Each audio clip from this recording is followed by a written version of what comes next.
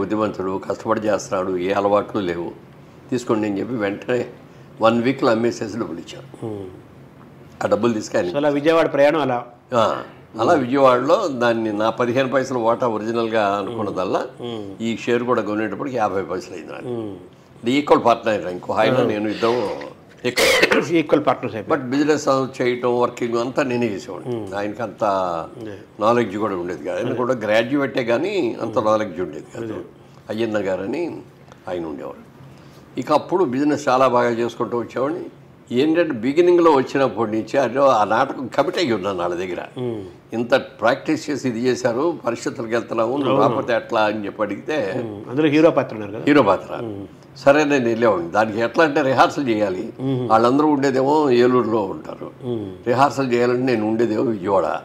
అందుకని మళ్ళీ ఈ సంగతి మా చిన్నాన్న గారికి తెలిస్తే ఎక్కడ తిడతారో అని చెప్పి వాళ్ళకి తెలియకుండా షాపు ఆ రోజున 8ంటికి కట్టేయాల్సింది 7ంటికి ఆ పార్ట్నర్కి చెప్పేసి షాప్ మీరు క్లోజ్ చేసి వెళ్ళిపోండి అని చెప్పి బస్సులో ఏలూరు వెళ్ళి ఏలూరులో రిహార్సల్స్ వేసి మళ్ళీ ఎర్లీ మార్నింగ్ 3ంటికి ఎప్పుడు పూర్తి చేసేవారు.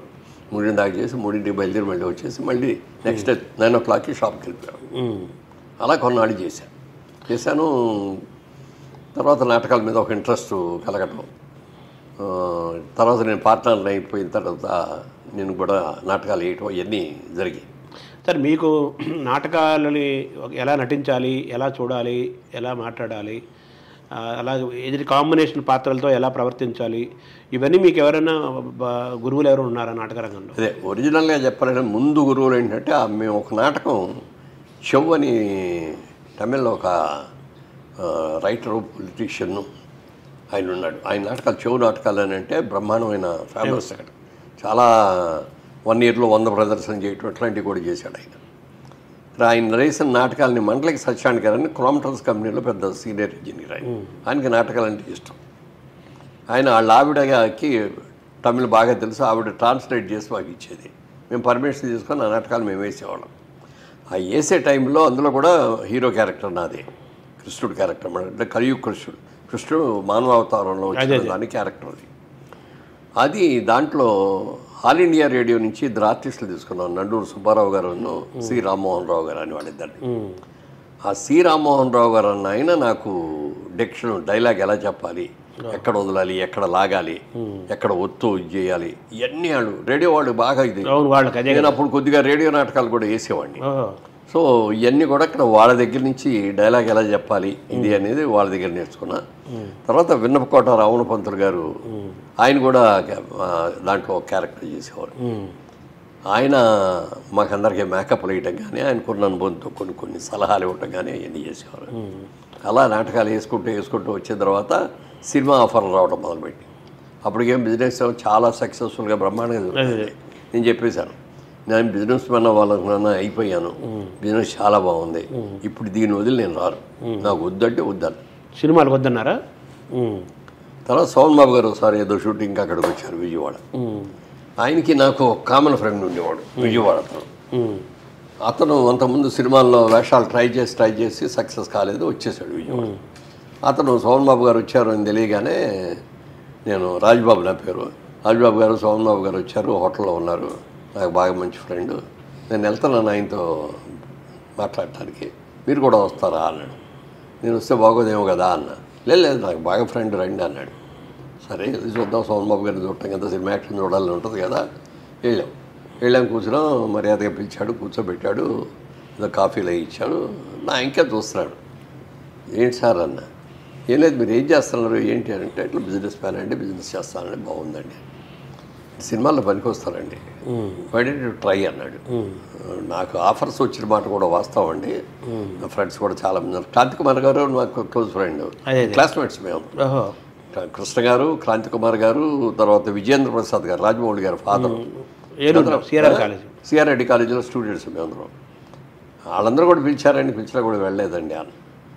లేదు మీరు పనికి వస్తారు, మీ ఫేస్ సూటబుల్గా ఉంటుంది, వీలైతే ట్రై చేయండి అన్నాడు. ఆ ట్రై అన్నది అనుకోకుండా క్రాంతికుమార్ గారు వాళ్ళు ఒకసారి తీసుకొని వెళ్ళి బలవంతంగా ఫోటోలు తీయించారు వాళ్ళ ఆఫీస్లో. మేకప్ వేసి ఫోటోలు తీయించారు, మేకప్ టెస్ట్. ఆ ఫోటోలు అనుకోకుండా పోలీసులు గారు చూశారు. ఆయన చూసి వెంటనే నేను ఎక్కడున్నాడో పిలిపించున్నాను. అంటే నేను వెళ్ళా, తీసుకెళ్ళారు, వాళ్ళ దగ్గర ఉండి తీసుకెళ్తే ఇట్లా మేము సినిమా హీరో సెలెక్ట్ అయిపోయాడు, మాకు విలన్ దొరకలేదు, విలన్ కోసం చూస్తున్నాము, ఇంతలో మీరు వచ్చారు, మీరు విలన్ కంటే కూడా హీరోగా అయితే బాగుంటుందని అనుకున్నాం. తాత్యాన రామారావు గారు, పూర్ణచంద్రరావు గారు, తర్వాత కెమెరామెన్ వీళ్ళందరూ ఉన్నారన్నమాట. తాత్యాన దర్శకుడు దానికి దర్శకుడు ఆయన కాదు, బట్ ఆ కంపెనీలో చాలా సినిమాలు చేశాడు ఆయన, పెద్ద సినిమాలు. దాంతో ఆయన కూడా కూర్చున్నాడు, కన్నప్ప గారు అని కెమెరామెన్. వీళ్ళందరూ కలిసి కూర్చొని ఇట్లాగే టేబుల్ మీద కూర్చున్నారు, ఫోటోలు అన్నీ ఇట్లా పెట్టుకున్నాను. నేను వెళ్ళిన తర్వాత చూసి నాటక అనుభవం ఉందా అన్నారు. ఉందండి అన్న. ఏమేమి నాటకాలు వేసామంటే పలానా మా సినిమాలో హీరో వేషం, మరి మొట్టమొదటి విలన్ కోసం అని చూస్తా అంటే మీరు వచ్చారు కాబట్టి హీరో అయితే బాగుంటుందని అనుకుంటున్నాం, మీరు హీరోగా వేస్తారా అన్నాడు. అవునన్నాను కాదనో తెలీదు అన్నా. అనగానే వెంటనే బయలుదేరిపోవాలి లొకేషన్కి. కర్ణాటకలో కూర్గు స్టేట్లో, కూర్గు డిస్ట్రిక్ట్లో మెర్కరాని ఉంది, అక్కడ షూటింగ్ రేపే బయలుదేరి వెళ్ళాలి. సార్ ఇప్పుడంటే నాకు కుదరదు సార్, అది ఇప్పుడు జనవరి ఫిబ్రవరి ఆఖరిలో అనమాట. మార్చి నెలలో మాకు మిగిలిన 11 నెలలు ఎంత బిజినెస్ ఉంటుందో మార్చి నెలలో ఫైనాన్స్ ఫండింగ్లో మాకు అంత బిజినెస్ ఉంటుందండి. గవర్నమెంట్ దగ్గర నుంచి వచ్చే ఫండ్స్ ఇవన్నీ స్కీమ్స్ ఇవన్నీ వస్తాయి, నేను ఏప్రిల్ నుంచి అయితే రాగలండి.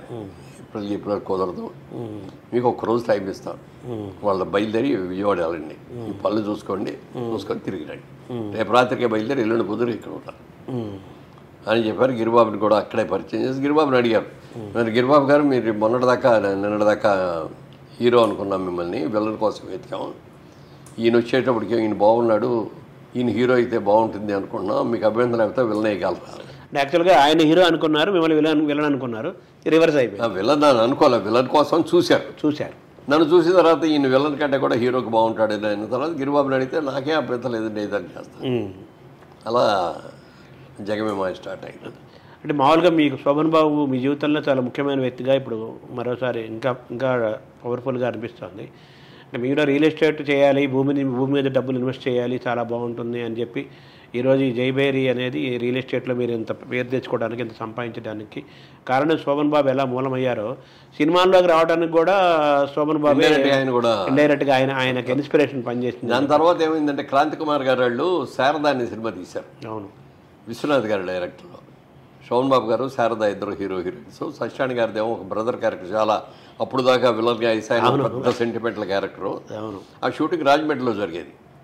ఈ అందరం మేము ఫ్రెండ్స్ అవటం మూలంగా ఏంటంటే రామయ్య షూటింగ్ శనివారంలో వదురుగానంటే శనివారం మాకు సెలవు ఉండదండి, శనివారం సాయంత్రం బయలుదేరి వస్తాను, ఆదివారం అంతా అక్కడ ఉండి మరి సోమవారం ఎర్లీ మార్నింగ్ వెళ్ళిపోతానండి అని అట్లా వెళ్ళారు.